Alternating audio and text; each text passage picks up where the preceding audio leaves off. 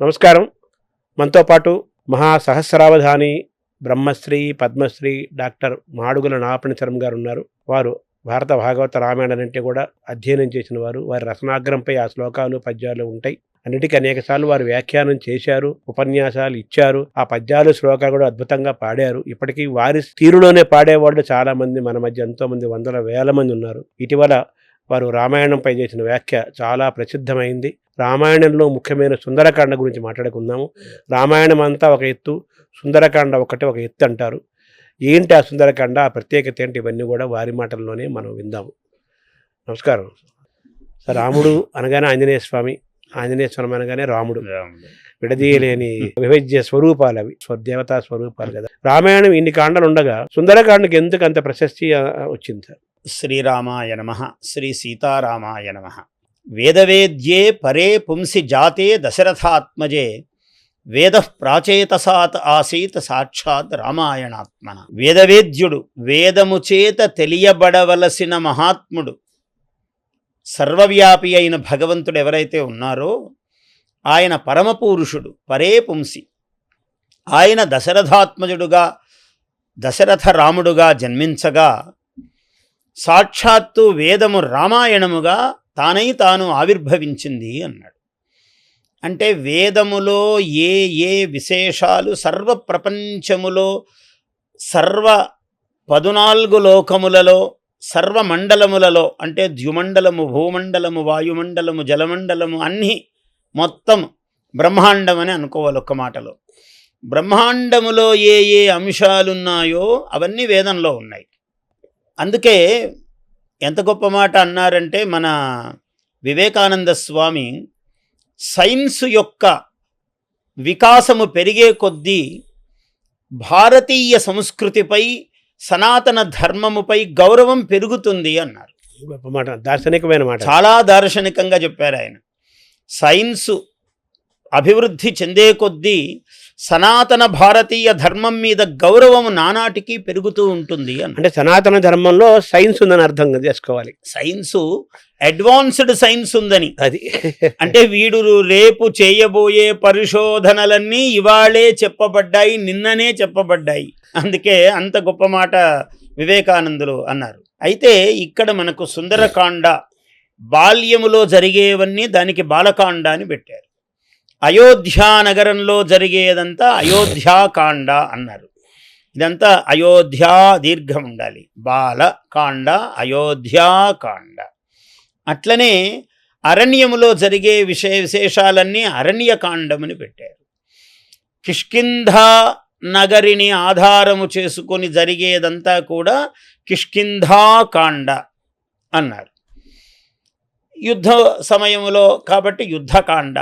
ఒక్క సుందరకాండకు మాత్రమే అక్కడ కథకు హనుమత్కాండ లేదా లంకాకాండ, సముద్రకాండ ఇలాంటి పేర్లు పెట్టలేదు వాల్మీకి మహర్షి.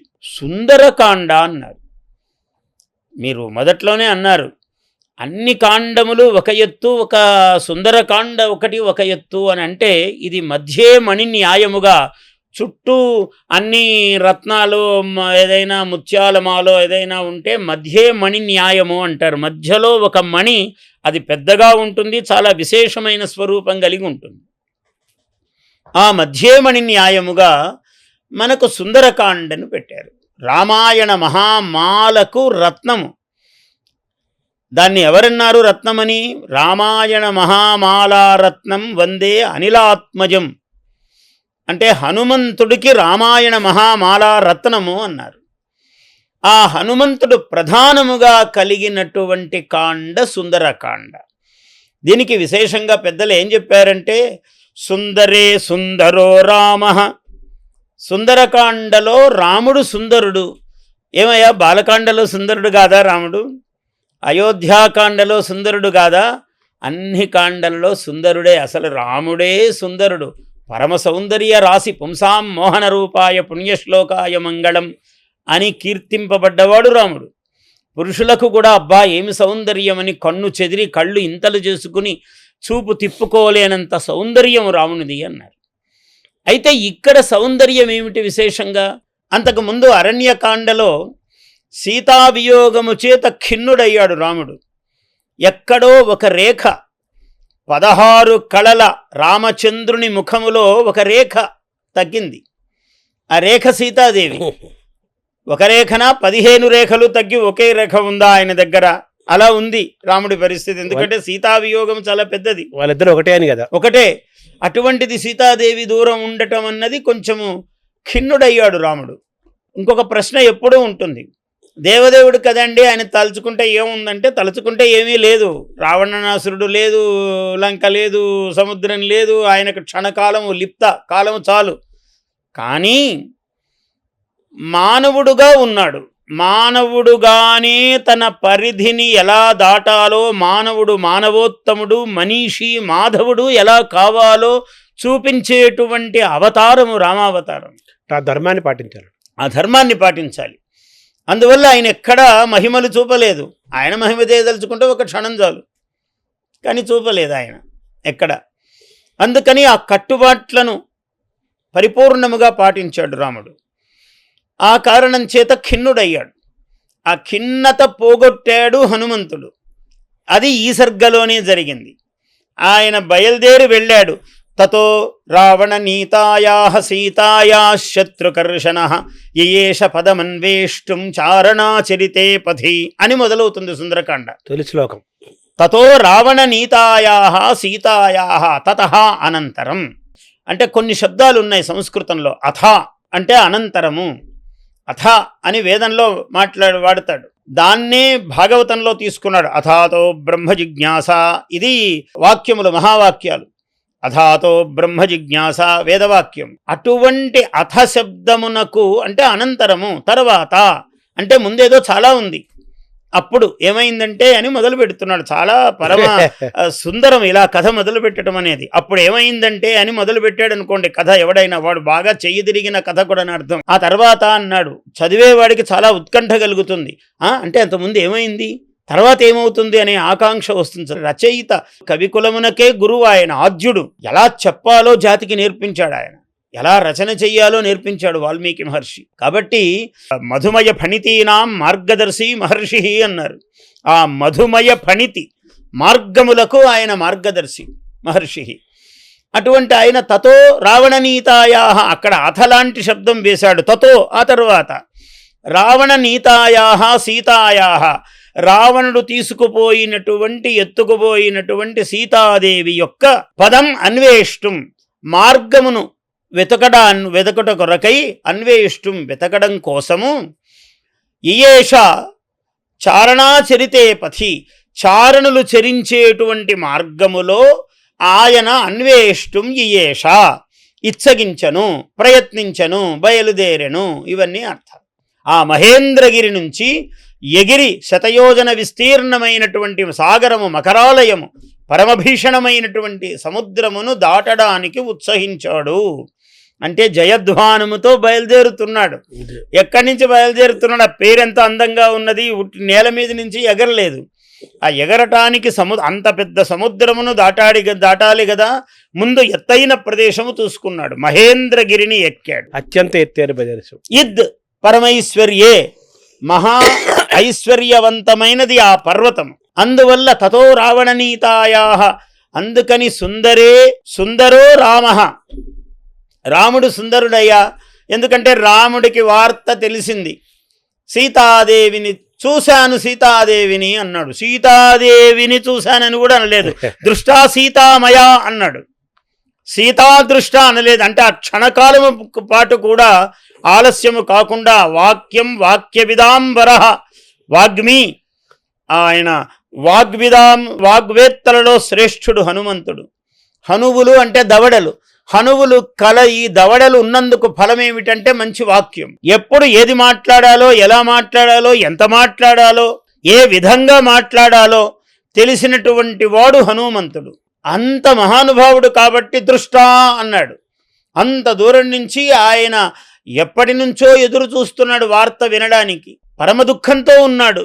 సీతన్ అని అంటే ఏమైందిరా అన్నట్టుంటుంది ఆయన మనస్సు. చూచితి అన్నాడు. హమయ అనుకున్నాడు. ఇంకా పోయిందే సీతాదేవి కోసం కదా. చూచితి సీతన్నన్నాడు. తర్వాత దేవదేవుడు రాముడు ఆయన అనుశాసనము ఆజ్ఞ ఇచ్చింది సుగ్రీవుడికి. సుగ్రీవుడు ఆజ్ఞ ఇచ్చాడు హనుమంతుడికి. ఆయన మంత్రి కూడా కదా హనుమంతుడు.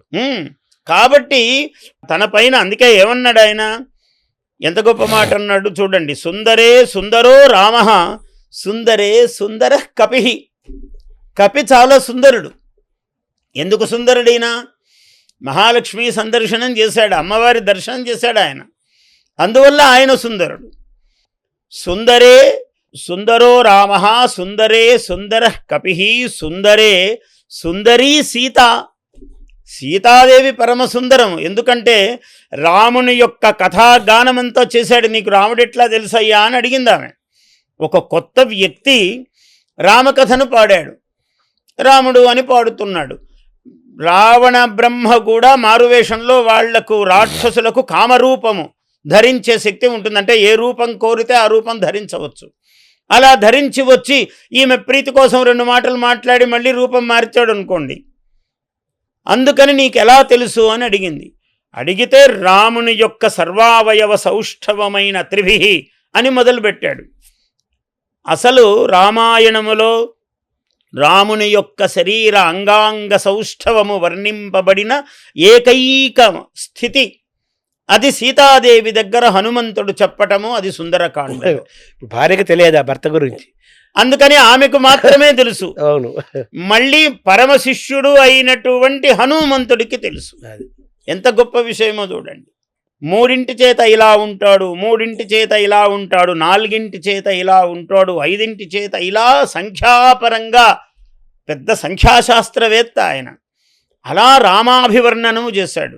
కాకాసుర కథ ఆ ఘట్టం వినిపించాడు.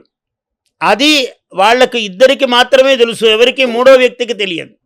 అది రాముడు ఒకసారి చెప్పాడు పరమప్రీతితో ఈయనకు, అందువల్ల అది తెలుసు. చెప్పడముతో ఓహో వీడు రామభక్తుడు, నాకు భక్తుడు, నాకు అనుంగు శిష్యుడు అని ఆమెకు నమ్మకం కలిగింది.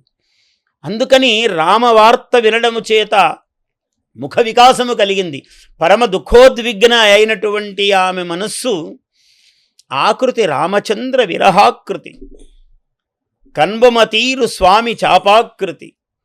సత్యనారాయణ గారు విశ్వనాథ వారు చాలా అక్కడ ఎంత బాగా వర్ణించాడంటే, ఆకృతి ఆ సీతామ్మవారు కూర్చున్నది చెట్టు కింద. ఎలా కూర్చున్నది అశోకవనంలో?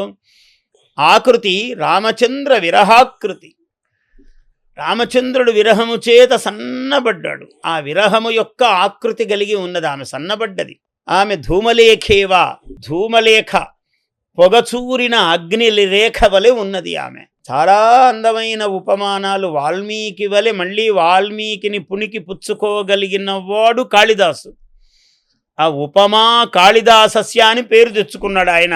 వాల్మీకి అక్షరశః శిష్యుడు. ఎక్కడ ఉపమానం చెప్పాలో వాల్మీకి దగ్గర నేర్చుకున్నాడు ఆయన. రామాయణం చదివి నేర్చుకున్నాడు. అంత గొప్ప దారి చూపించాడు. అందుకనే మధుమయ ఫణితీనా మార్గదర్శి మహర్షి అన్నారు, మామూలుగా అనలేదు అందరూ. సరే, కన్బమతీరు స్వామి చాపాకృతి అన్నాడు. ఆ కనుబొమలు ఎలా ఉన్నాయంటే స్వామివారి యొక్క కోదండం ఎలా ఉన్నదో ఇలా ఉన్నాయి భ్రూలతలు. అంటే మొత్తము స్వామియే ఆమె యందు ఆరోపింపబడుతూ ఉన్నాడు. ఇట్లా కైసికమెల్ల స్వామి దేహాకృతి అన్నాడు. ఆమె వెంట్రుకలన్నీ జడ అంతా ఎలా ఉందంటే స్వామి యొక్క దేహం ఎలా ఉందో ఆమె వెంట్రుకలన్నీ నల్లగా అలా ఉన్నాయి. ఈయన కూడా నీల శరీరుడు కదా. నీల శరీరుడు కాబట్టి ఇలా అంటే అంత దుఃఖంలో ఉన్న ఆమెకు ఈ మాట వినిపించాడు. అందువల్ల సుందరే సుందరీ సీత, సుందరే సుందరీ కథ. కథ మొత్తము సుందరము. సుందరకాండలో అలా ఇంకా చెప్పాలంటే సుందరే సుందరో సుందర సముద్ర, సుందరే సుందరో ఉదధి. ఆ ఉదధి సుందరమైనది, ఆ గమనము సుందరమైనది. గవాంపతిరివా బభౌ అన్నాడు. ఆయన ఒక ఎద్దులాగా ఉన్నాడట. సోర్మిమాలం మహార్ణవం పిబన్నివ, పిబన్నివ అన్నాడు. తాగుతున్నాడట. ఊర్మిమాలికలతో కూడినటువంటి మహాసముద్రమును తాగుతున్నాడా అన్నట్లుగా వెళ్తున్నాడు ఆయన. ఏమి వర్ణనలు! పిబన్నివ బభౌచాత్ర సోర్మిమాలం మహార్ణవం అన్నాడు.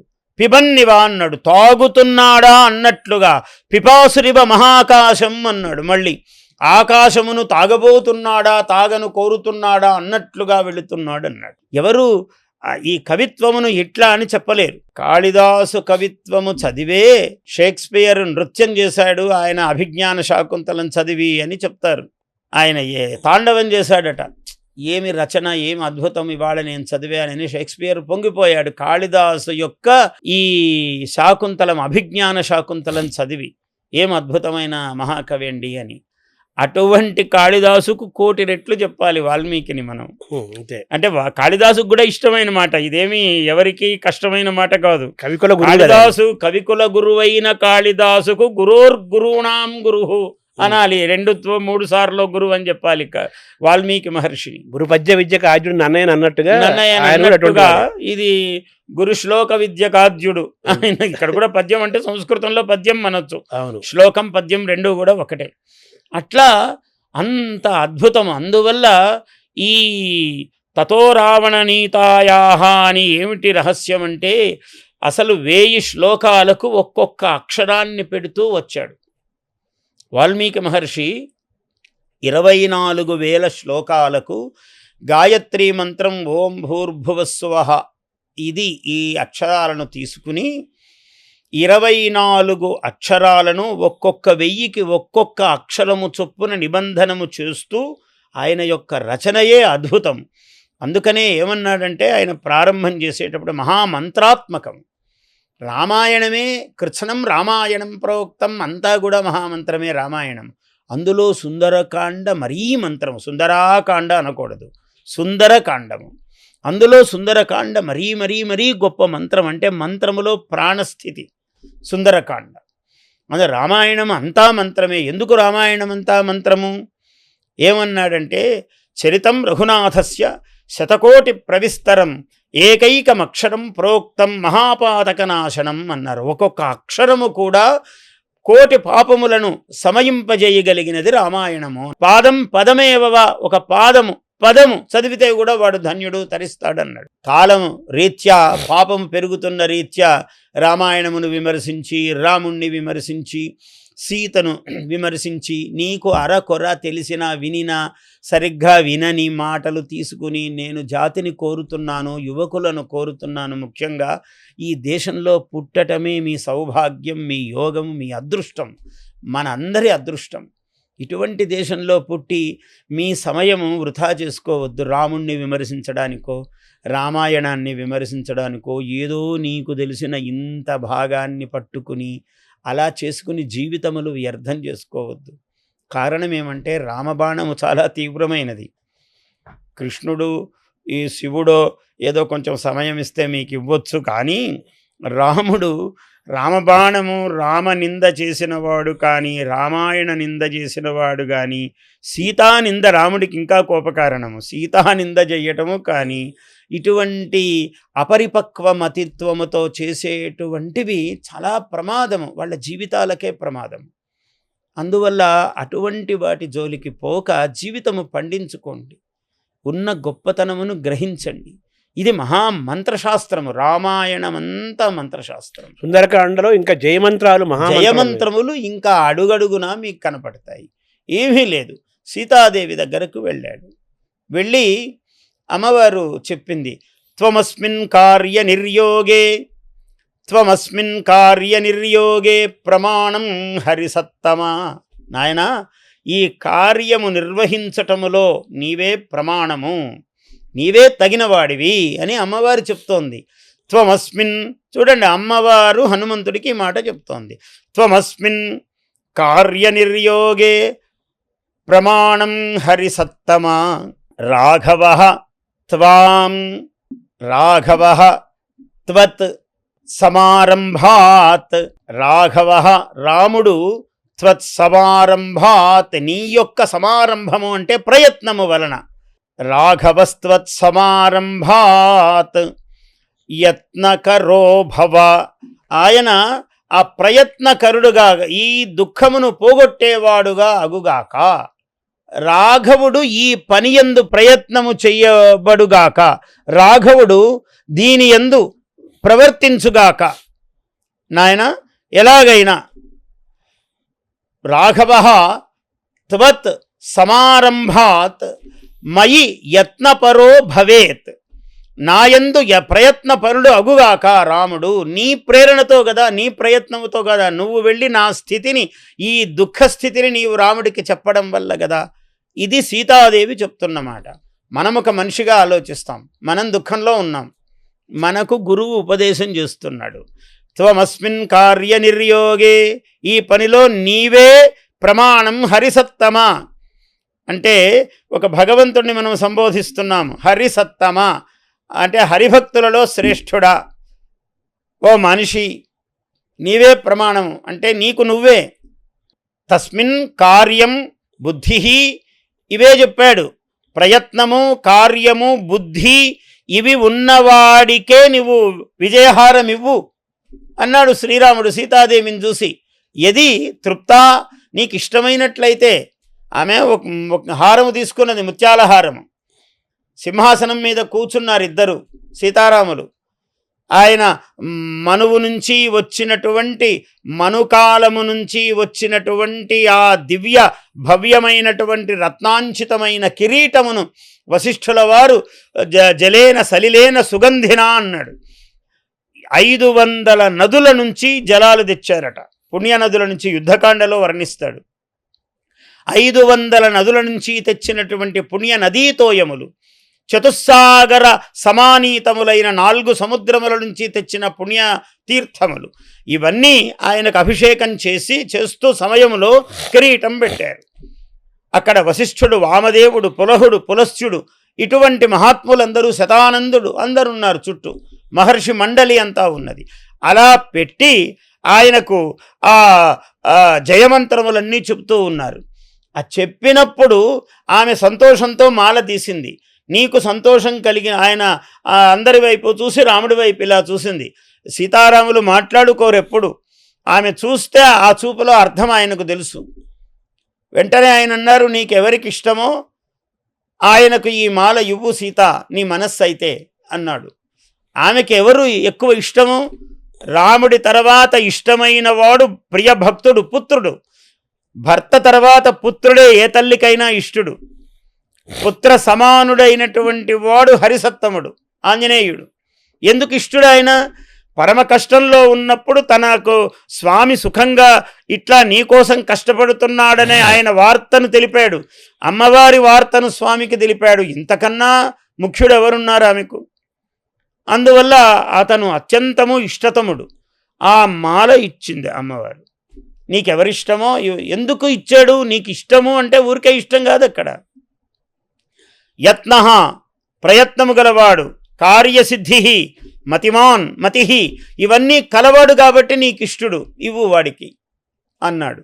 అందువల్ల ఇవి ఉండటమే మానవ లక్షణం, సాధకుని యొక్క లక్షణం. అంటే వీడికి ప్రయత్నం ఉండాలి. అయ్యా నేను రాముడు గొప్పవాడు, దేవుడు అన్నారు కదా, అంత ఊరికి ఇట్లంటే అట్లా రావాలి, రాదట్లా.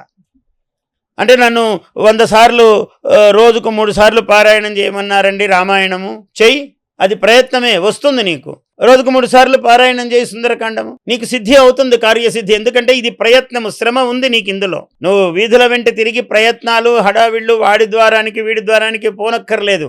వైకుంఠ ద్వారం దగ్గర ఉన్నావు, రామచంద్రుని దగ్గర ఉన్నావు. రాజ్యాలు ఊరికే అనాయాసంగా అందరికీ ఇచ్చినవాడు రాముడు. అందువల్ల నీకేమి సింహాసనం ఇవ్వడు, ఇస్తాడు. అట్లా నీవు ప్రయత్నం చేయి. అట్లాగే అదే సందర్భంలోనే ఇంకో మాట చెప్పింది మళ్ళీ అమ్మవారు. అది మంత్రమే. త్వమస్మిన్ కార్య నిర్యోగే ప్రమాణం హరిసత్తమ హనుమన్ యత్నమాస్థాయ దుఃఖక్షయకరో భవ. ఈ 2 మంత్రములే. మొదటి దానిలో ఏం చెప్పాడు? త్వమస్మిన్ కార్య నిర్యోగే ప్రమాణం హరిసత్తమ. ఇది 2 చోట్ల సమానమే. ఆ రెండవ 3, 4 పాదాల దగ్గర ఏమిటి? మొదటిసారి ఏమన్నాడు? రాఘవః త్వత్ సమారంభాత్ మయి యత్నపరో భవేత్. రాఘవుడు నాయందు యత్నపరుడు, నన్ను తీసుకువెళ్ళేటువంటి ప్రయత్నము చేయువాడు అగుగాక నీ ప్రయత్నము వలన అని మొదటి మాట చెప్పింది. రెండవ మాటలో ఏమన్నది? హనుమన్, ఓ హనుమంతుడా, ఆయన్నే సంబోధిస్తూ ఉన్నది. హనుమన్ యత్నమాస్థాయ, నీవు ప్రయత్నించి దుఃఖక్షయకరో భవ, దుఃఖమును పోగొట్టేవాడివిగా అగుదువుగాక. అంటే మనం ఏ మంత్రాన్ని పట్టుకున్నామో అదే మంత్రమే గురుస్వరూపము, అదే హనుమత్ స్వరూపము. ఈ మంత్రము ఎవడు ఎంత పెద్ద కష్టములో ఉన్నా సరే వాడికి ఈ కష్టం తీరుతుంది ఈ మంత్రము జపించటం వల్ల. సరే, ఇంతలో ఈ అమ్మవారితో మాట్లాడడము, వేగుల వాళ్ళందరూ వెళ్ళి అయ్యా ఎవరో ఒక విచిత్రమైన ఆకారము, ఒక వానర ఆకారముగా ఉన్నాడు, కేవలం వానరం అనుకోవడానికి లేదు, వాడు చిత్ర విచిత్రంగా ఉన్నాడు, అశోకవనం అంతా ధ్వంసం చేస్తున్నాడు, ఇట్లాంటి వాడు ఉన్నాడు అని రాజుకు నివేదించారు. చేయగానే వాడిని తీసుకురండి రా అన్నాడు. వీడు వాడు పోతే వస్తాడా ఆయన? అంత సులభుడా? కాదు. ముందు కొంతమందిని పంపించాడు. పంపిస్తూ 80,000 మంది రాక్షసులను పంపించాడు. 80,000 మందిని పంపిస్తే ఆయన చూస్తూ చూస్తూ ఉండగానే శరీరం ఇలా పెంచాడు. పెంచి జయత్యతి బలో రామో, ఇది జయమంత్రం, అతి బలవంతుడైన రాముడు జయించుగాక అన్నాడు మొదటి మాట. జయత్యతి బలో రామో లక్ష్మణశ్చ మహాబలః రాజా జయతి సుగ్రీవో రాఘవేణాభిపాలితః. రాఘవుని చేత అటువంటి మహాబలవంతుడైన లక్ష్మణ సహితుడైన మహాబలశాలి అయిన రాముడు, అటువంటి రాముని చేత పరిపాలితుడైనటువంటి సుగ్రీవుడు, అటువంటి సుగ్రీవుడు జయించుగాక. జయత్యతి బలో రామో లక్ష్మణశ్చ మహాబలః రాజా జయతి సుగ్రీవో రాఘవేణాభిపాలితః. దాసోహం కోసలేంద్రస్య రామస్య అక్లిష్టకర్మణః. ఉన్నవాళ్లలో ఆయన మళ్ళీ అక్కడికి వెళ్ళాక చెప్పాడు, రావణ బ్రహ్మ దగ్గరికి వెళ్ళాక, ఉన్న అందరిలో నేను చాలా చిన్నవాడినండి, అత్యల్పమైన శక్తి గలవాడిని నేను అని అన్నాడు. అంటే ఈయన ఇట్లుంటే తక్కిన వాళ్ళందరూ ఎలా ఉండాలి? అందుకని రాముని యొక్క గొప్పతనము చెప్తూ ఉన్నాడు. ఇంకా రాముని దగ్గరికి వెళ్ళక ముందే ఇదంతా చెప్తూ ఉన్నాడు. ఏమన్నాడు? దాసోహం కోసలేంద్రస్య రామస్య అక్లిష్టకర్మణ. రామునికి క్లిష్టకర్మ అన్నది లేదు. సముద్రము మీద సేతువు నిర్మించినవాడు, చంచలమైన వానరముల చేత అచంచలమైన పని చేయించినవాడు, ఆయనకు అసాధ్యమేమున్నది? అందువల్ల ఏమండి రామునికి ఇంజనీరింగ్ విద్య తెలుసా, ఆయన కట్టగలడా అని ఇటువంటి తెలివి తక్కువ మాటలు మాట్లాడకూడదు మనము. ఆయన సర్వ దేవదేవుడు. ఆయన చెప్పలేదు దేవదేవుడని, చుట్టూ మహర్షులందరూ చెప్పారు, వాల్మీకి చెప్పాడు, అందరూ ఆయన దేవతాత్వం ప్రతిష్ఠించారు. రామస్య క్లిష్టకర్మణ, రామస్య అక్లిష్టకర్మణ, ఆయనకు క్లిష్టకర్మ అన్నది లేదు. దాసోహం కోసలేంద్రస్య రామస్య క్లిష్టకర్మణ. హనుమాన్, నేను శత్రు సైన్యానాం నిహంతా మారుతాత్మజ. హనుమాన్ నా పేరు. శత్రు సైన్యానాం నిహంత, శత్రు సైన్యములను సంహరించేటువంటి వాడిని నేను. నిహంత మారుతాత్మజ, నేను మారుతాత్మజుడను, వాయుసుతుడను అన్నాడు. అంత వేగము కలిగిన వాణ్ణి, అంత బలము కలిగిన వాణ్ణి అన్నాడు. అక్కడ చిన్న రహస్యం కూడా, ఇంకా రావణుడి దగ్గరికి వెళ్ళలేదు. శత్రు సైన్యానాం నిహంత అన్నాడు. శత్రువుల యొక్క సైన్యమును చంపేటువంటి వాణ్ణి అన్నాడు. రాక్షసాం సైన్యం అనలేదు. ఇంకా కారణమేమి? వెళితే రావణుడు ఏమో వాడికి బుద్ధి మారి జాగ్రత్త కలిగి రామతత్వం అర్థమయ్యి వెంటనే కాళ్ళ మీద పడి, అయ్యా మీ రాముడికి చెప్పు, నేను సీతాదేవిని ఇదిగో తీసుకోవడానికి ఆమెను ఏ దుర్మార్గంగా నేను తెచ్చానో అట్లాగే ఆమెను స్పర్శ లేకుండా నేను అమ్మవారిని తీసుకొచ్చి అక్కడ అప్పగిస్తాను, రాముడిని శరణు పెడతాను అంటాడేమో. అందుకని శత్రు సైన్యానాం, ఎవడైతే శత్రువులో వాళ్ళ సైన్యమును అన్నాడు. హనుమాన్ శత్రు సైన్యానాం నిహంతా మారుతాత్మజ అన్నాడు. న రావణ సహస్రం మే యుద్ధే ప్రతిబలం భవేత్, అది కూడా చెప్పాడు. రావణుడు ఒకడయ్యా, పరితలల వాడన్నారు. అయ్యా ఇలాంటి పరితలల వాళ్ళు 1000 మంది లేదా 10,000 మంది ఉన్నారు, 1000 మంది, ఏమి పర్వాలేదు, నేను ఒక్కడే చాలు. నా రావణ సహస్రం మే యుద్ధే ప్రతిబలం భవేత్. ఎలాంటి వాణ్ణి నేను? శిలాభిస్తు ప్రహరత. నాకేం పెద్దగా గద, నన్ను ఎవరో అడిగారు అవధానంలో, ఆయన గద తీసుకొని పోయాడా అండి యుద్ధానికి పోయినప్పుడు, ఎలా ఉన్నాడు హనుమంతుడు అన్నాడు. నేను ఇదే సమాధానం చెప్పా. రామాయణంలో ఆయన పెద్ద గదను తీసుకొని పోయినట్టు ఇవన్నీ చెప్పలేదయ్యా. ఆయన ఏం చేశాడు? శిలాభిస్తు ప్రహరత. ఆయనకి ఎక్కడ పడితే అక్కడే ఆయుధాలు ఉంటాయి. ఇక్కడ పెద్ద కొండ యుద్ధం చేస్తున్నాడు, ఇక్కడ ఒక రాయి ఉంది, ఆ రాయి తీసివేస్తాడు. శిలాభిస్తు ప్రహరత మహావృక్షై సహస్రశ. పెద్ద పెద్ద పాదపైశ్చ సహస్రశ మహావృక్షాలు పాదపములు తీసుకొని చెట్లు పీకి వేస్తాడు. మహా వటవృక్షాలను ఊరికి ఇట్లా పీకి విసిరేస్తాడు. కొన్ని వేల మంది రాక్షసులు దాని కింద పడిపోతూ ఉంటారు. అందువల్ల ఆయనకు వేరే ఏమి ఇటువంటి నాకు రావణ సహస్రమైనా కూడా నాకు లెక్కలేదు, ప్రతిఫలము కాదు అన్నాడు. ఇంకా గొప్ప మాట చెప్పాడు. ఎంత నమ్మకం అంటే కార్యసాధకుడైన వాడు మంత్ర సాధనం చేసేవాడికి ఇది ఉపదేశము. అర్ధయిత్వా పురీం లంకాం, లంకాపురిని అర్ధయిత్వా మర్దనము చేసి, అర్ధయిత్వా పురీం లంకాం అభివాద్య చ మైథిలీం. మళ్ళీ అక్కడ వినయం. ఇంత పరాక్రమము కదా, ఇంత లంకాపురిని జయించాడు. మళ్ళీ అంత జయించినా కూడా అభివాద్య చ మైథిలీం, అమ్మవారికి వంగి నమస్కరించి, అభివాద్య చ మైథిలీం సమృద్ధార్థో గమిష్యామి, సంపూర్ణమైన అర్థముతో పూర్ణకాముడనై వెళతాను. ఏం కావాలి? అమ్మవారిని చూశానని చెప్తున్నాను. కాబట్టి సమృద్ధార్థో గమిష్యామి మిషతాం సర్వరక్షసాం అన్నాడు. అంత చూస్తూ ఉండగా అని కాదు, కేవలం మిషత్ అంటే మిష స్పర్ధాయాం అన్నాడు ధాతువు. ఆ మిష ధాతువుకి ఏమిటంటే స్పర్ధాయాం. మిషన్ అనేది, మిషన్ అంటే స్పర్ధ పడుతూ, స్పర్ధ అంటే పోటీ పడుతూ, మిషతాం అంటే పోటీ పడుతున్నటువంటి వాళ్ళందరూ, అక్కడ రాక్షసులందరూ ఎలా ఉన్నారు? ఆ హనుమంతుడిని ఎట్లాగైనా పట్టుకోవాలి, ఎట్లా అయినా ఈయనని బంధించాలి అని అనుకుంటున్నారు అందరూ. అట్లాంటి వాళ్ళందరూ ఈర్ష్యపడుతూ, తప్పించుకుపోయాడయ్యా, ఇంత చేసి మాకు దొరకలేదయ్యా అని అందరూ అనుకునేటట్లుగా, ఎట్లా తప్పించుకున్నాడా, అసలు ఎంత ప్రయత్నం చేసినా దొరకలేదు అని వీళ్ళందరూ తర్క వితర్కాలు చేసుకునేటట్లుగా మిషతాం, ఆ చిన్న పదంలో అంత అర్థం పెట్టాడు వాల్మీకి. మిషతాం సర్వరక్షసాం, ఇట్లాంటి వాళ్ళందరూ అలా అంటూ ఉండగా నేను సమృద్ధార్థో గమిష్యామి, పూర్ణార్థుడనై సమృద్ధార్థుడనై వెళ్తాను. మానవుడు కూడా సాధన చేసేటప్పుడు అర్ధయిత్వా పురీం లంకాం, లంక అంటే పరమసుందరమైనటువంటి ఈ దేహమే లంక.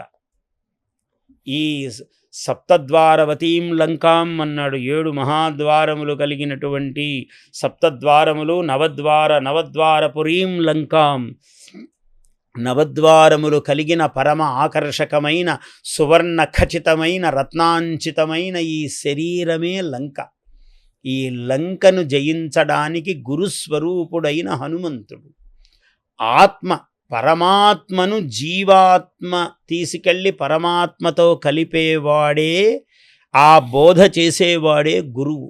అందుకని సాధకుడు అనుకోవలసిన మాట అర్ధయిత్వా, ఈ శరీరమును అంటే ఏం శరీరం అనుకున్న ఇబ్బంది ఏముంది నువ్వు జయించడానికి? 6 మంది శత్రువులు ఉన్నారు, వాళ్ళనే కదా చెప్తున్నాడు. అరిషడ్వర్గం. కాబట్టి అరిషడ్వర్గములను జయించి అర్ధయిత్వా పురీం లంకాం, అరిషడ్వర్గములను జయించిన వాడు మళ్ళీ వాడు అహంకారానికి నేను మహావేత్తను, బ్రహ్మవేత్తను, నేను జ్ఞానిని అని అనుకోవడానికి లేదు. అధ్యాత్మ రామాయణములో ఇది చెప్తాడు. ఎంత అద్భుతమైన మాట చెప్తాడంటే, అధ్యాత్మ రామాయణములో జన్మ ఐశ్వర్య శ్రుత శ్రీభిః ఏధమాన మదఃపుమాన్ నా అర్హతి అభిధాతుం వై త్వాం అకించన గోచరం. జన్మ, నేను చాలా గొప్ప వంశంలో పుట్టాను అని అనుకోవడం. ఐశ్వర్యము, నేను ఏం తలుచుకుంటే చాలా కోటాను కోట్లకు అధిపతినండి నేను. శృతం, నా అంత చదివినవాడు భూమండలంలో లేడండి. శ్రీ, నేను ఏం కోరితే అది నాకు ధనం ఇట్లా కావాలంటే వస్తుంది. శ్రీభిః, వీటి చేత ఏధమాన మదః, వీడు ఒకసారి పెరగదు, వీడికి మదము పెరుగుతూ ఉంటుందట. అది ఏధమాన మదః నా అర్హతి అభిధాతం వై, నీ పేరు తలవడానికి కూడా వాడు అనర్హుడు. నీవెట్లాంటి వాడివి? త్వాం అకించన గోచరం, ఏమీ లేనివాడికి కనపడేవాడివి. లేనివాడు అంటే ఏమిటి? అహంకారము, కామక్రోధ మద మత్సరములు, ఈ అరిషడ్వర్గములు లేనివాడు నిజముగా. అంటే ఐశ్వర్యములు ఎంత ఉన్నా, జ్ఞానము ఎంత ఉన్నా, మళ్ళీ నేను అలా ఒదిగి ఉంటాను. అర్ధయిత్వా పురీం లంకాం అభివాద్య చ మైథిలీం, మళ్ళీ అమ్మవారి పాదాల దగ్గర వంగురా అన్నాడు. అంత వీర విజృంభణ చేసి మళ్ళీ అదంతా అంటే నమస్కరించాడు. అంటే అతనిలో అంత వినయం, అంటే అంత ఉపాసన. అంత ఉపాసన. గగనముతో, గగనంలో గాలితో శ్వాసను అనుసంధించ కవితా కల్పక శాఖిని నేలపైకి దించా, నన్ను నేను విరాట్టుగా ప్రతిభా పరిధిని పెంచా, అవధిలేని వినయముతో అమ్మకు తల వంచా. రామాయణం చదివితేనే ఇట్లాంటి కవితలు వస్తాయి. అంటే ఇప్పుడు మీరు ఆ శ్లోకానికి అర్థము ఈ పద్యానికి అర్థం ఒకటే. ఇప్పుడు ఈ చెప్తుంటే నాకు అది గుర్తొచ్చింది, నేను రాసినది. ఇప్పుడు ఏదో ఏనుగు నెక్కినాము ధరణీందుల మొక్కగా నెక్కినాము సన్మానం చదివేసి నీవలన సరస్వతి చివర దళం అంటే ఇంత చేసి ఏమిటయ్యా అంటే అమ్మవారి పాదాల దగ్గర మోకరిల్లాము అన్నాడు. అంటే నీ వల్లనే తల్లి ఇవన్నీ వైభవాలు చెప్పవలసిందే, గొప్పతనము అంతా ఉండాల్సిందే, పటాటోపం అదంతా ఎవరు కాదని లేదు. కానీ నీవు అక్కడే మురిసిపోవద్దు, మళ్ళీ అమ్మవారి పాదాల దగ్గర మెరిసి నిలువు. ఆ మురిపెము ఈ మెరుపు కావాలి. అంటే మీరు చెప్తున్న దాన్ని బట్టి, మీరు మాట్లాడుతున్న విధానాన్ని బట్టి చూస్తే ఆయన గుంటూరు శేషేంద్ర శర్మ గారు షోడశి రామాయణ రహస్యాలు రాశారు. అద్భుతంగా రాశారు. మహానుభావుడు, మహాకవి, మహాదార్శనికుడు ఆయన రాశారు. మంత్రద్రష్ట. విశ్వనాథ సత్యార్య గారు దానికి ముందు మాట రాశాడు. మొత్తం మీరు చెప్తున్న మంత్రాక్షర సహితము మహితము మహామంత్రాక్షర మహితము మహిమాన్వితమైంది ఈ రామాయణము, అందులో సుందరకాండ అన్నారు కదా. ఇప్పుడు మొత్తం మీరు ఆ చదువుతున్న విధానంలో, ఆ చెప్తున్న విధానంలో ఆ ఉపాసనా మార్గం ఉంది. ఇంకొక పక్క ఆయన ఆంజనేయ స్వామి కుండలిని యోగ విద్యను అక్కడ సాధన చేశాడు. అంతే కదా, శ్రీ విద్య ఉపాసన ఉన్నది కాబట్టి అన్ని కూడా అందులో ఉన్నాయని చెప్పి ఆయన అన్నారు కదా మన గుంటూరు శేషేంద్ర శర్మ గారు. అది నిజమేనా, సత్యమేనా? అది పరమ సత్యం. ఆయన మహానుభావుడు గుంటూరు శేషేంద్ర శర్మ గారు అన్న వ్యక్తి అసాధారణ ప్రతిభాధురీణుడు. ఆయన ఈ షోడశి అని రాసినది ఒక తపస్సులాగా నేను ఒకసారి చదివి తృప్తి తీరక మళ్ళీ చదివాను. ఎంత గొప్పగా అంటే వ్యాఖ్యాతావేత్తి నో కవిహి అన్నారు. మామూలు పరిభాష అది. అంటే వ్యాఖ్యాతకు తెలుస్తుంది కానీ కవికి తెలియదు అన్నారు. కానీ ఇక్కడ కవి కాదు, ఋషి వాల్మీకి. ఆయనకు అన్నీ తెలుసు. అన్నీ తెలిసిన వాని దగ్గర శేషేంద్ర శర్మల లాగా కొన్ని కోట్ల మంది పుట్టి ఎంత తెలుసుకున్నా ఒక శేషేంద్ర శర్మ మహాద్భుతం. ఏం అద్భుతంగా రాశాడని నేను 3 సార్లు చదివాను షోడశి. ఎంత ఈయనకు పరిశీలనా శక్తి ఉన్నది, ఎంత అంతర్దృష్టి ఉన్నది, ఎంత ఋషి ఈయన అనిపించింది. దర్శనం చేసుకున్నాడు. ఆ చదివినప్పుడు దర్శనం చేశాడు ఆయన. ఋషి అని ఎవరినంటారంటే ద్రష్ట, మంత్రమును బ్రహ్మతత్వమును దర్శనము చేసిన వాడే ఋషి. అటువంటి ఋషికల్పుడు ఆయన. అటువంటి కోటాను కోట్ల ఋషులు ఈ ప్రపంచములో పుట్టి ఎంత చూస్తే మళ్ళీ కొత్తగా చూడటానికి వీలవుతుంది. అది రామాయణం. ఎంత చెప్పినా ఇంకా ఉంటుంది. ఎంత చెప్పు ఇంకా ఏదో చెప్పవలసినది ఉంటుంది. మనం చెప్పింది గోరంతా కూడా కాదు. ఎందుకంటే సముద్రము ఇప్పుడు చూడండి, శాస్త్రవేత్తలందరూ కూడా సముద్రంలో ఎంత భాగం పరిశోధన చేశారండి అంటే 1% లేదా 2% చెప్పాలి. 100లో 1% 2% చేస్తే ఎక్కడో లోపలికి వెళ్ళారు, ఎక్కడో ఒక భాగంలో వెళ్ళారు, లేదు 50 కిలోమీటర్ల వరకు చూశారు, లేదు ఇక్కడొక 5 కిలోమీటర్లు, అక్కడొక 5, అక్కడొక 20, ఇక్కడొక 30. కానీ ఎన్ని కిలోమీటర్ల సముద్రము, దాని విస్తీర్ణం ఎంత, లోతెంత. కాబట్టి ఏ లోతును ఎక్కడ ఎంత చూశారు, ఎవరు చూశారు, ఎంతవరకు పోగలిగావు. మన శేషేంద్ర శర్మ గారు చెప్పిన కుండలిని యోగము, అలాగే శ్రీ విద్య ఉపాసన, ఇవన్నీ దాన్ని మాట్లాడుతున్నాం. శ్రీ విద్యా ఉపాసన ఏమిటంటే గాయత్రి మంత్రమే అన్ని మంత్రములకు ఇప్పుడు షోడశి అన్నారు. 16 అక్షరముల మంత్రము షోడశి అంటే పూర్ణ కళ, చంద్రుని యొక్క పరిపూర్ణమైన కళలు. ఆ చంద్ర స్వరూపం ఏమిటంటే అమ్మవారే. కాబట్టి 16 కళలు అమ్మవారి యొక్క.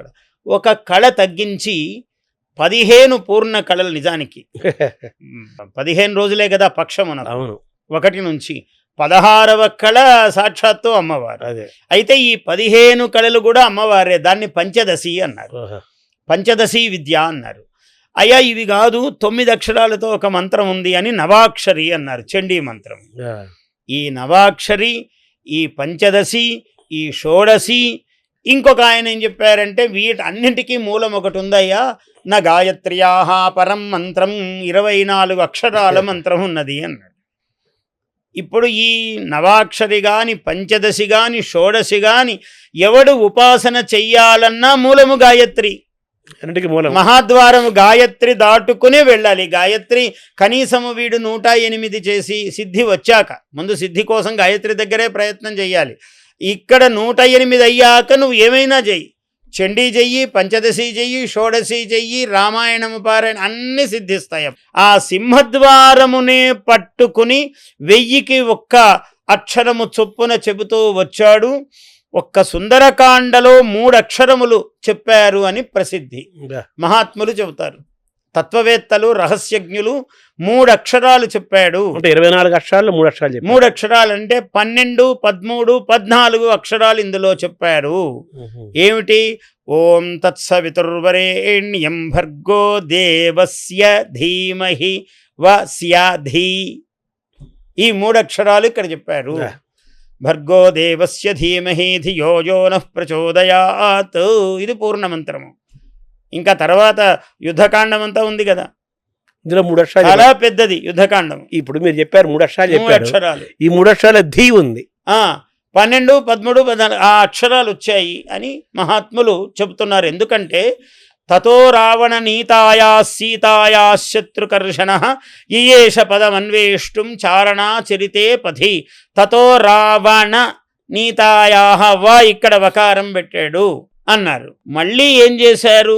ప్రారంభము, ఉపసంహారము, మధ్యలో నిర్వహణము. మహర్షి గదా లోకానికి జ్ఞానోపదేశం చేశారు. ఆయన ఎంత గొప్పగా నిర్వహించారంటే 2800 శ్లోకాలకు పైగా రచించారు. కేవలం ఇంకా ఖచ్చితంగా చెబితే 2825 శ్లోకాలు. ఇది మొత్తం 68 సర్గలు. 68 సర్గలు. ఈ సర్గలలో 2800 పైన శ్లోకాలు చెబుతూ మళ్ళీ తతో మయా అని చివరి శ్లోకం. ఈ తత్శబ్దం ఎక్కువ. తత్ అనేది ఇది. తత్ సవితుర్వరేణ్యం. తత్ అంటే అది వాడు అంటే పరమాత్మ గురించి నిర్దేశించేటువంటి శబ్దం. అది మాటి మాటికి అతన్ని గుర్తు చేయటం, అతన్ని గుర్తు చేయటం, తలుచుకోవటం. అంతే కదా. నువ్వు అదేరా అన్నాడు. మహావాక్యాలన్నీ అవే కదా. అవును. ఏమిటి అన్నాడు. ప్రజ్ఞానం బ్రహ్మ అన్నాడు. మహావాక్యములంటే ప్రపంచమంతా అవే కాపీ కొట్టుకొని రాసుకుంటున్నారు. అవి మహావాక్యాలు. వేదాంత వాక్యములు ఏం చెప్పాడు? ఋగ్వేదంలో ప్రజ్ఞానం బ్రహ్మ. బ్రహ్మ అంటే ప్రజ్ఞానము, ప్రకృష్టమైన జ్ఞానము. దాని గురించి చాలా వివరాలు చెప్పారు. ప్రజ్ఞానమే బ్రహ్మ అన్నాడు. బాగుంది గురువుగారు, మరి మీరేమిటి అన్నాడు. అహం బ్రహ్మాస్మి. ఆ బ్రహ్మన్ నేనే రా అన్నాడు. అయిపోయింది అక్కడ. బాగుంది గురువుగారు, మీరు గురించి దాని గురించి చెప్పారు, మరి నా సంగతి ఏంటి? మీ ఎదురు కూర్చున్నాను అన్నాడు వాడు. అంటే తత్వమసి, అది నువ్వే అవుతున్నావురా అన్నాడు. నువ్వు కూడా అదే అవుతున్నావు అన్నాడు. అంటే మన ముగ్గురు సంగతి అయింది. అసలు విషయం చెప్పారు, మీరు నేను అయిపోయాం. అయమాత్మ బ్రహ్మ అన్నాడు. వాడు కూడా బ్రహ్మే అన్నాడు. సర్వం బ్రహ్మమయం జగత్. ఇవి 4 వాక్యాలు. ఇది ఈ సారము. తత్ అని ఎందుకంటున్నాడంటే దాన్ని సూచిస్తున్నాడు. నాయన బ్రహ్మ విద్య, అందుకని ఇది షోడశీ విద్య, బ్రహ్మ విద్య అని మన శేషేంద్ర శర్మ గారు అలా రాశారు. అంటే ఎవరు రాసినా ఈ రహస్యం దానిలో ఇంకా ఆయన చాలా లోతులు పట్టుకున్నాడు. శ్రీ విద్య అన్నాడు కదా. శ్రీ విద్య. శ్రీ విద్య అంటే ఇదే షోడశి. షోడశి, పంచదశి, నవాక్షరి ఇదంతా శ్రీ విద్య. ఇవన్నీ కూడా శ్రీ విద్యా భాగమే. గాయత్రి కూడా శ్రీ విద్యయే. అది గాయత్రి కూడా జటాయువు దాని అది కూడా ఇందులో ఉందంటారు కదా. అంతే ఉంది కదా. అన్నీ కూడా మీరు మామూలు భౌతికమైనటువంటి శరీరముతో ఏ ధర్మాలు పాటించాలో ఎంత అద్భుతం అంటే వాడు ఒక పాత్ర కాళిదాసు చూపిస్తాడు. రాజధర్మము ఈ ధర్మం అనేది ఎలా ఉంటుంది అని అదంతా వాల్మీకి దగ్గర ఆయన చూసి ఎలా రాయాలో నేర్చుకున్న అత్యంత మహాప్రతిభావంతుడు. మరి అందరు చదువుతున్నారు కదా, అందరూ వాల్మీకిలాగా ఎందుకు రాయలేకపోతున్నా? అందరూ కాళిదాసులు ఎందుకు కాలేదు? మరి కాళిదాసే కాళిదాసు అయ్యాడు. అందరూ రామాయణం చదువుతున్నారు అంటే ఆ ప్రయత్నము కూడా ఉండాలి. ఆయన ఎలా చెప్పాడు, మనం ఎలా చెప్పాలి? దాని ఆత్మని హృదయాన్ని ఆత్మను పట్టుకోగలగాలి. శ్లోకంబుల్ శతకోటి కాండములుగా సూత్రించి రామాయణంబు ఏకైకాక్షరమెల్ల పాపముల మాయింపంగ నిర్మించి సుశ్లోకుండైన పురాణ సంయమి వరుంచూతన్ మనోవీధి వాల్మీకిన్ బ్రహ్మపదావతీర్ణ కవితా లీలావతీ వల్లభున్. ఎంత అందంగా అన్నాడు. బ్రహ్మపదావతీర్ణ కవితా లీలావతీ వల్లభుడు ఆయన. అంటే ఆ కవితా లీలావతి బ్రహ్మపదము నుంచి వచ్చింది. ఎందుకంటే మచ్ఛందాదేవతే బ్రహ్మన్ ప్రవృత్తేయం సరస్వతి అన్నాడు. బ్రహ్మదేవుడు ప్రత్యక్షమై, ఒరే నాయన, నా అనుగ్రహము చేత, నా సంకల్పము చేతనే నీ నోట ఈ అక్షరములు, ఈ శ్లోకము పలుకుతున్నది. ఓ వాల్మీకి, నీవు రాయి, రఘునాథుని యొక్క చరిత్రమును వ్రాయి నీవు అని అన్నాడు. ఆయన బ్రహ్మదేవుని యొక్క ఆజ్ఞతో, నారద అనుజ్ఞతో ఆయన రామాయణమును 24,000 శ్లోకములుగా రచించినవాడు. అందువల్ల గాయత్రి ఏమి, ఇందులో నవాక్షరి ఏమి, పంచదశి ఏమి, షోడశి ఏమి, సమస్త శ్రీ విద్యార్ణవము. ఈ కుండలిని అది కుండలిని అసలు హనుమంతుడు సముద్రమును దాటి వెళ్ళటము అనేదే కుండలిని విద్య. అందుకని ఏమి చేశాడు ఆయన, అక్కడ కూర్చుని శ్వసన విక్రమ అన్నాడు. రహస్యం ఆ ప్రయోగం చేశారు చూడండి. శ్వసన విక్రమ యథా రాఘవ నిర్ముక్త, రాఘవ నిర్ముక్తమైనటువంటి బాణము ఎట్లా అయితే శ్వసనమే విక్రమముగా కలది, అంటే ఊపిరే బలముగా కలది కుండలిని విద్యయే. కుండలిని విద్యయే ఊపిరి బలముగా గలది. శ్వసన విక్రమ అని పదం ప్రయోగించాడు. రాఘవుడు విడిచిన బాణము వలె నేను శ్వసన విక్రమం, అంటే గాలియే బలము కదా. ముందు గాలి ఇలా వస్తుంటే ఈ బాణం ఇలా పోతుంది, దాని వెనకల కుచ్చు ఉంటుంది బాణమునకు. ఆ కుచ్చు ఈ గాలి యొక్క తగిలే వేగముతో ఈ కుచ్చు స్వీకరిస్తూ ఇది ముందుకు బలంగా వెళుతుంది బాణం. దాని లక్షణం అది. కుండలిని విద్య కూడా మూలాధారము నుంచి సహస్రారము దాకా ఇక్కడ గదా చంద్రకళ అమ్మవారు దర్శనము. మీకు సీతాదేవిని వర్ణించినప్పుడంతా కూడా అమ్మవారిని చూసినప్పుడు ఏం వర్ణిస్తారంటే, చంద్రరేఖ కలిగినటువంటి గౌరీదేవి వలె. ఏమి ఉపమానాలు వాల్మీకి మహర్షివి. చంద్రరేఖాధారిణి అయిన గౌరీదేవి వలె ఉన్నది. రాముడనే వ్యక్తి కనిపించకుండా ఆంజనేయ స్వామి యొక్క వర్ణనల ద్వారా అంతే కదా రాముడిని చూపించటము. అంతే కదా. రాముడు ఇక్కడ తక్కువ కనపడతాడు. ఎప్పుడు కూడా మీరు కవిత్వం యొక్క వైభవం చూడండి. ఆ నాయకుడు, కథానాయకుడు, హీరో కనపడకుండా హీరో గొప్పతనము చెప్పడమే అన్ని ప్రతి పాత్రలోనూ దాని గొప్పతనం చెప్పబడుతూ ఉంటుంది ఇక్కడ. అంటే ఆయన వ్యంగ్య వైభవంతో కనపడుతూ ఉంటాడు. వ్యంగ్యమునకు ధ్వనికి ఎక్కువ శక్తి ఉంది కావ్యములో. నాయన నువ్వు ఆ ఊరికి వెళ్ళిరా అంటే వాచ్యం, కానీ దాన్ని ధ్వనిప్రాయంగా చెప్పాలి. ఈ మాట చెప్పకూడదు. చెప్పకుండా రాముడు ప్రతి అణువులో, ప్రతి పదములో, ప్రతి అక్షరములో, ప్రతి పాత్రలో అభివర్ణనీయుడవుతాడు. అది సుందరకాండలో ఎక్కువ జరిగింది. సుందరకాండలో విశేషంగా జరిగింది. అలాగే మీరు అన్నారు శ్రీ విద్య, అమ్మవారే శ్రీ విద్య. శ్రీరామో శ్రీకృష్ణ, శారదా సాక్షాత్ శ్రీరామో లలితాంబిక అన్నారు. రాముణ్ణి లలితాంబిక అనే వర్ణించారు, అభివర్ణించారు తత్వవేత్తలందరూ. అందువల్ల ఇది శ్రీ విద్యకు మూలం.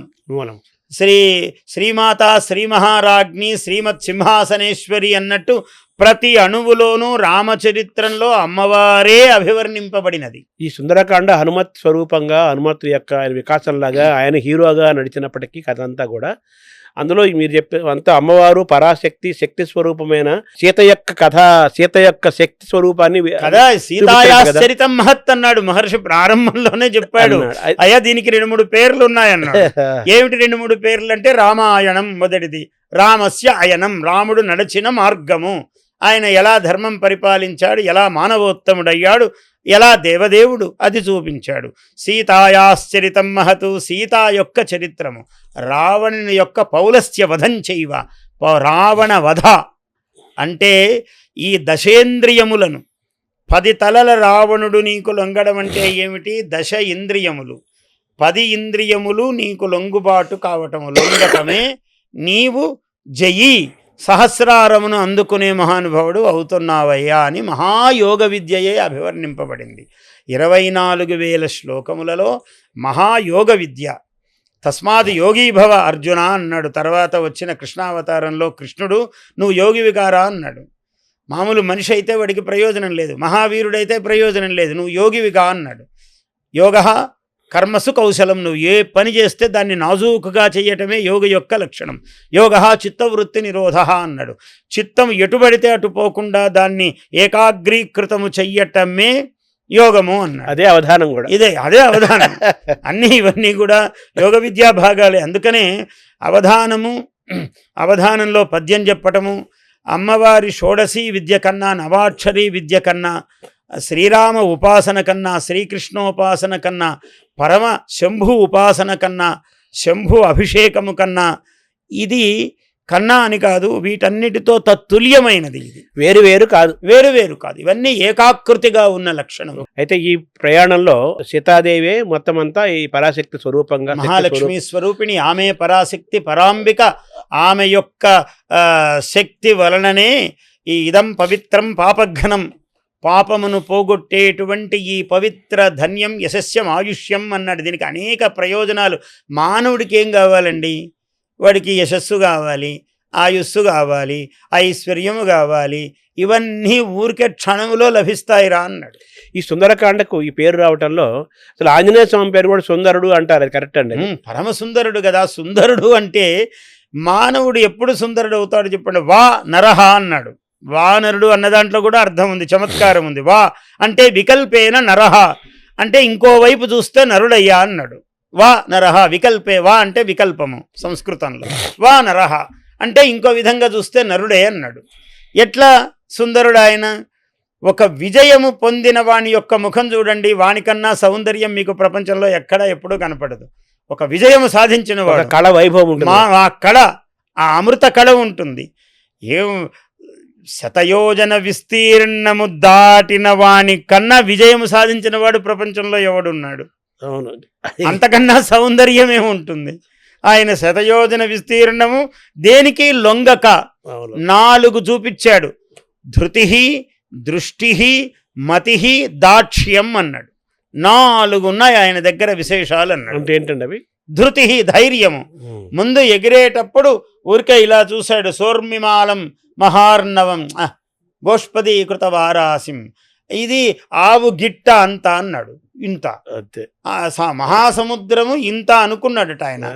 అనుకోవటంలోనే అబ్బా ఈ సముద్రం నేనెట్లా దాటుతానని అనుకుంటే ఈ మానవుడు ఎవడూ దాటలేడు. సంక్షిప్తం చేసుకోరా నీ మనస్సులో అన్నాడు భావన. అంటే పెద్ద లక్ష్యాన్ని కూడా చిన్నదిగా భావిస్తే కానీ మనం దాటలేవు అని నీకు కార్యసిద్ధిని సూచిస్తున్నాడు. దానికి ధృతి, ధైర్యం కావాలి. కాబట్టి గోష్పది కృతవారాసిం మసకి కృత రాక్షసం అన్నాడు. మహామహా భీషణమైన రాక్షసులు వాళ్ళు.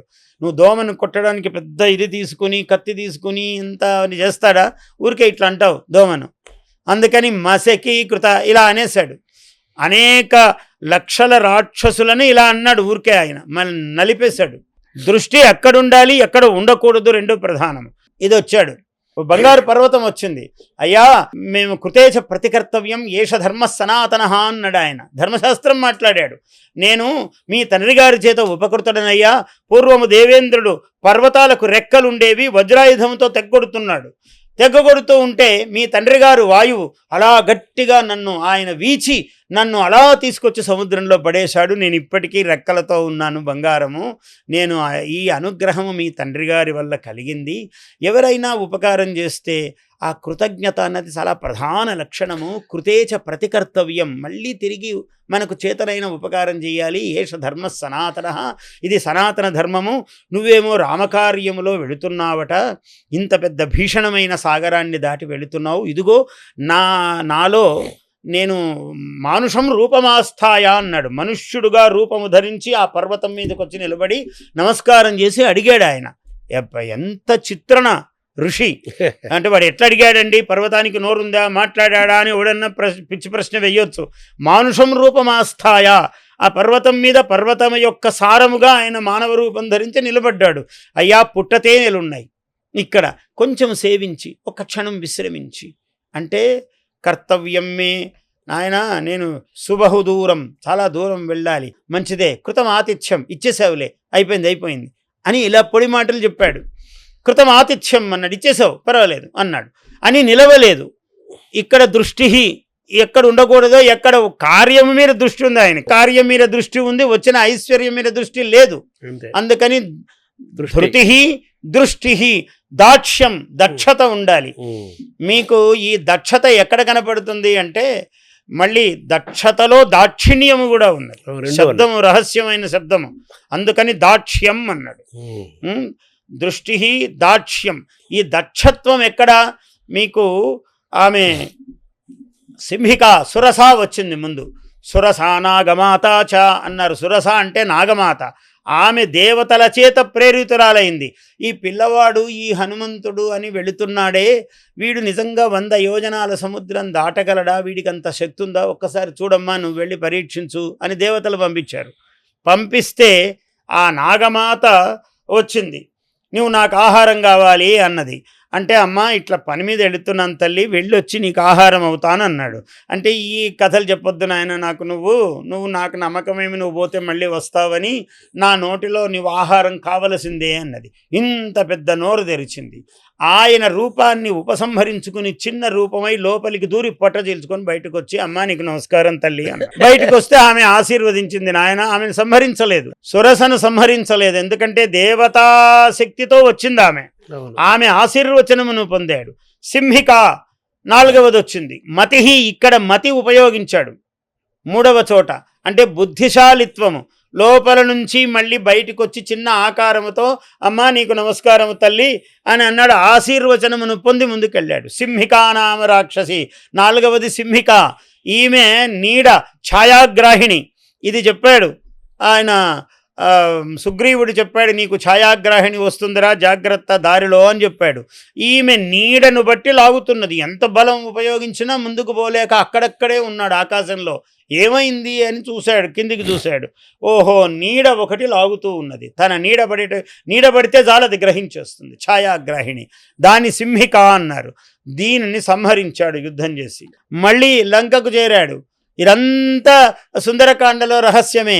అక్కడికి వెళ్ళాడు. వెళ్ళి పరమసుందరమైన లంక, రాత్రించరహ, రాత్రి చెరులుండేటువంటి ఇది పృషదంశకమాత్ర సన్ అని అన్నాడు. అంటే పిల్లలాగా శరీరము మార్చాడు ఆయన. పిల్ల ఎందుకండి?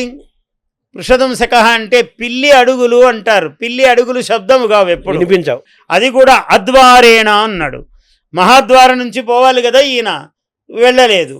మా అద్వారేణ, ద్వారము కాని చోట ద్వారము, అకారో విష్ణువాచక అన్నారు. మహావిష్ణువు నిర్దేశించిన ద్వారము ద్వారా వెళ్ళాడు అని కూడా అర్థం. ఇట్లా ప్రతి మాటకు వాల్మీకి మహర్షి ఒక అక్షరం అన్నాడంటే అనంత అర్థములు.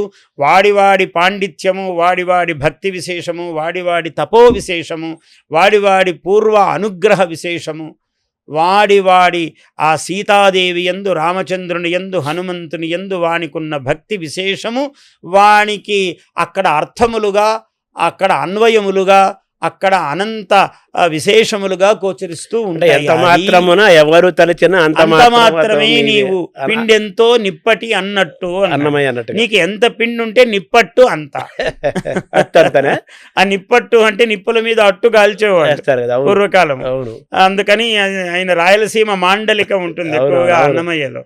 కాబట్టి నిప్పట్టు అనేది రాయలసీమలో ఎక్కువగా నిప్పుల మీద కాల్చే అట్టు. పిండి కొద్ది రొట్టె అంటుంటారు. పిండి కొద్ది రొట్టె అనే మాటను ఆయన పిండెంతో నిప్పటి అన్నట్టు అన్నాడు. అద్భుతంగా నిప్పటి అన్నాడు. నిప్పట్టు. అందుకనే ఏమన్నాడంటే వాడు కర్ణాంజలి సంపుటై అహరహ సమ్యక్ పిబత్యాదరాత్ వాల్మీకేర్ వదనారవింద గళితం రామాయణాఖ్యం మధు.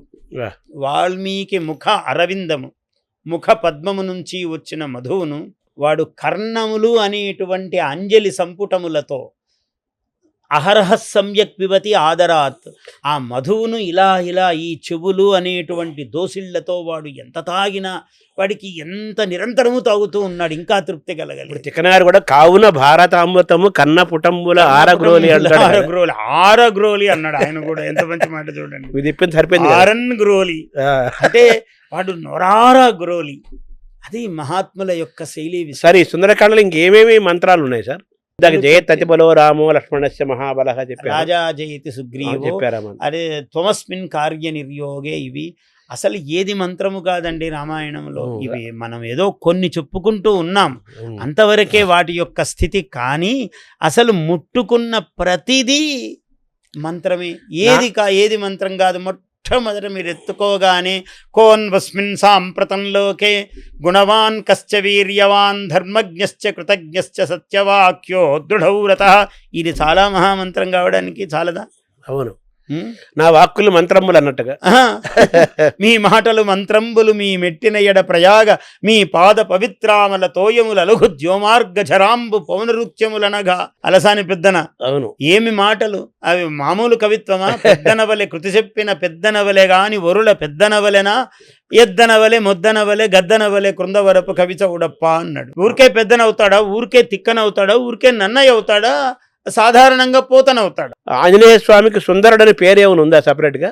ఏమీ లేదండి. సుందరహ ఎందుకంటే పద్మపురాణములో హనుమాన్ మదంసజో మహాభాగో హనుమాన్ అని చెప్పాడు. మదంసజో మహాభాగ అని వాడాడు శబ్దం ఆయన పద్మపురాణములో. పార్వతీదేవితో శివుడు చెప్తాడు, నా అంశతో పుట్టినవాడు మహాభాగుడు, మదంసజో మహాభాగో హనుమాన్ అని హనుమంతుణ్ణి గురించి అభివర్ణించాడు పరమేశ్వరుడు సాక్షాత్తు పార్వతీదేవితో చెబుతూ. వాడు ఇటువంటి మహాత్ముడు అని చెప్పాడు. ఇంతకన్నా సౌందర్యం ఏమి కావాలి? ఇంతకన్నా సౌందర్యం ప్రపంచంలో లేదు.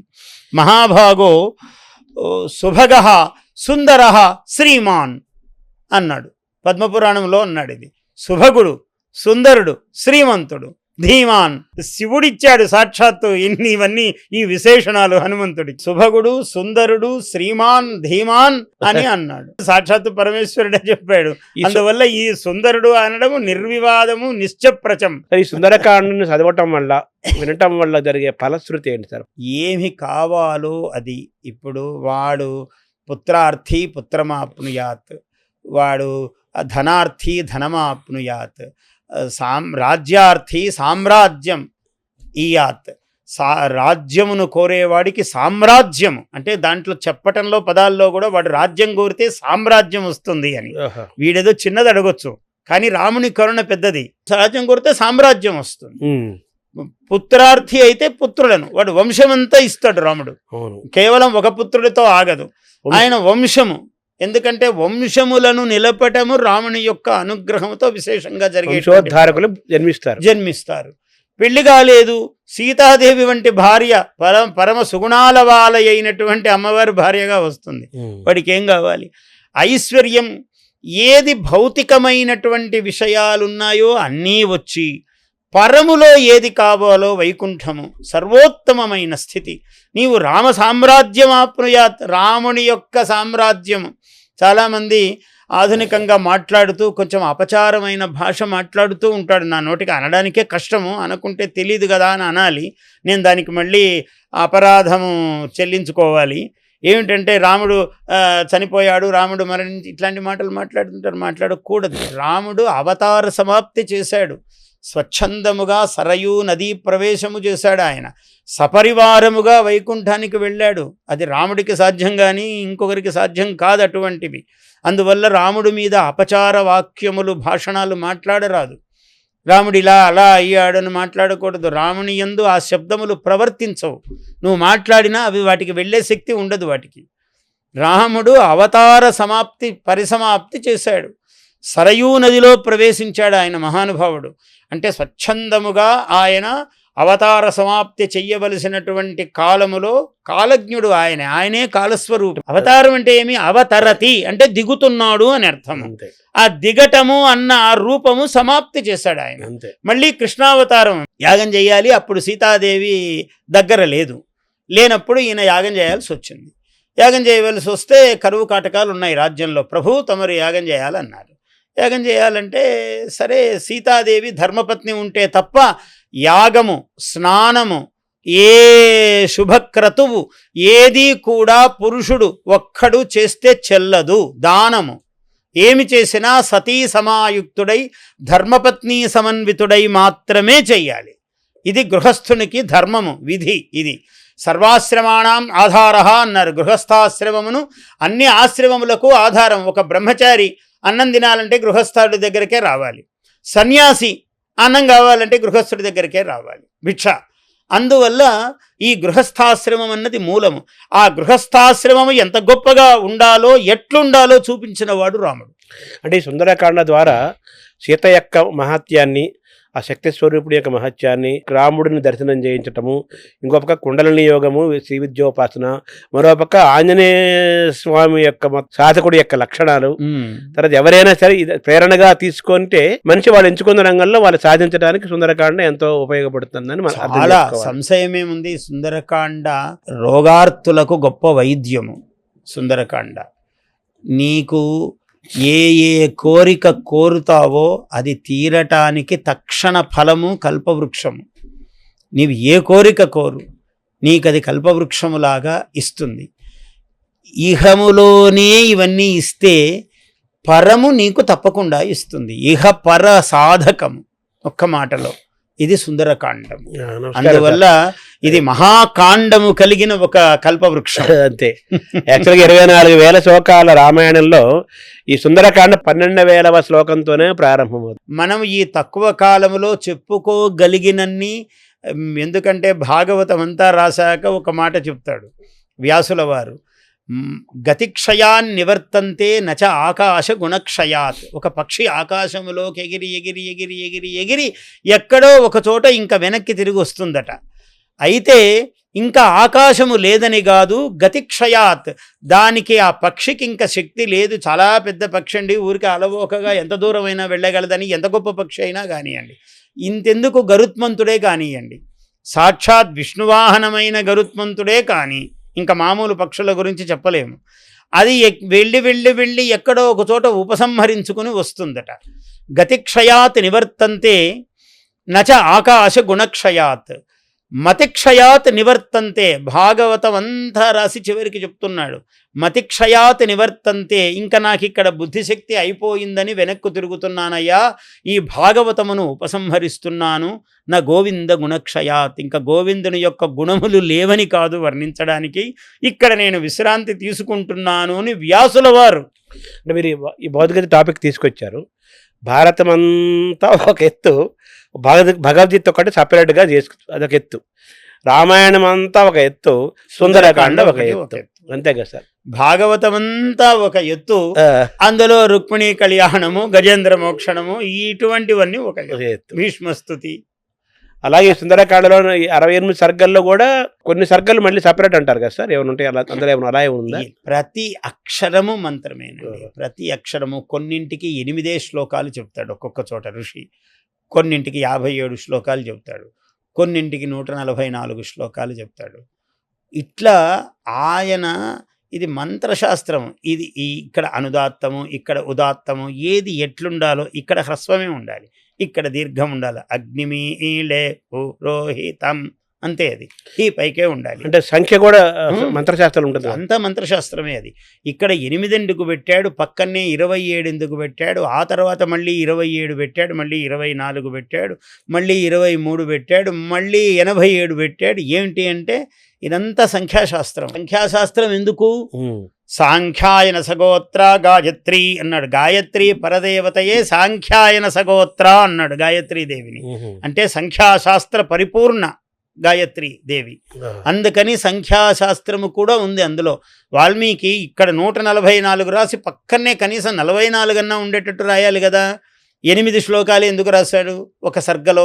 అది దాని దిగితే గానీ అర్థం కాదు. అది మంత్రశాస్త్రంలో సంఖ్య యొక్క ప్రాధాన్యం చాలా ఎక్కువ కదా. సుందరకాండ మంత్రాక్షర మహితము, మహిమాన్వితము, సర్వకాంక్షా ఫలప్రదము. నమస్కారం.